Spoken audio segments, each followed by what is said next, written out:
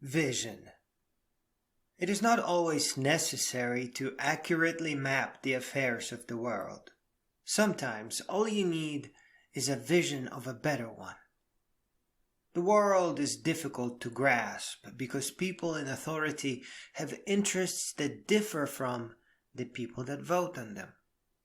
Furthermore, low-quality schools will prevent the voter from making correct choices. The uneducated or misled majority will always be incorrect.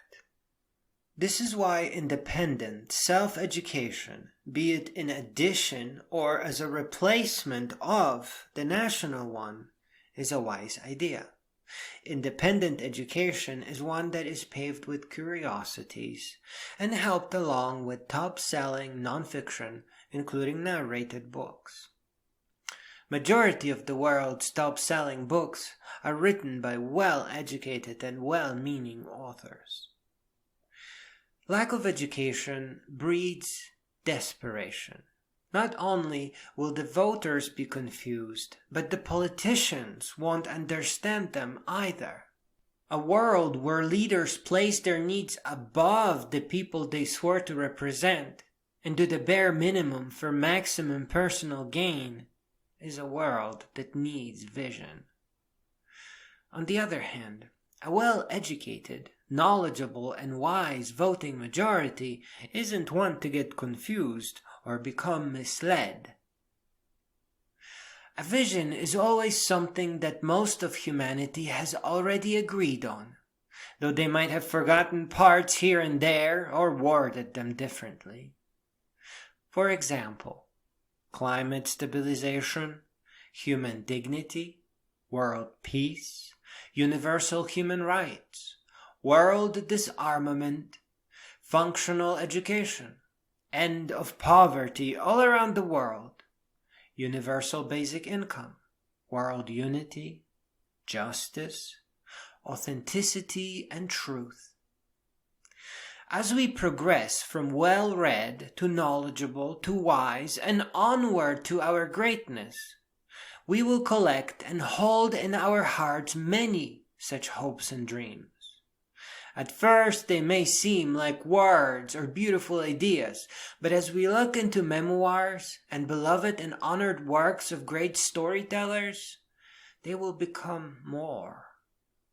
With a few dozen books, a concept that has been lost on leaders of humanity will come to life in our hearts.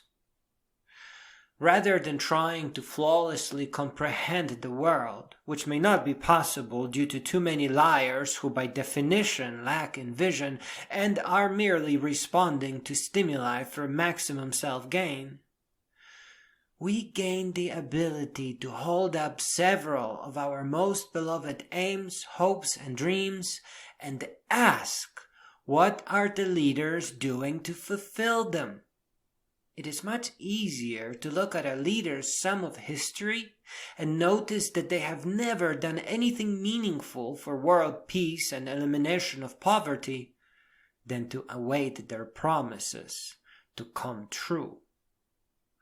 We can then ask if we want to vote on people who do not recognize world peace and elimination of poverty as an aim, and what those people must be really like in private life. More importantly, holding a meaningful vision helps us grow stronger and faster, helps us focus our energies and curiosities on things that we become passionate about. When a wise voting majority becomes passionate about human dignity, the strength that arises from unity of vision can easily repair world's nations and help humanity grow. Without a wise consensus, things that are occurring around the world are probably mostly random, if not downright wrong.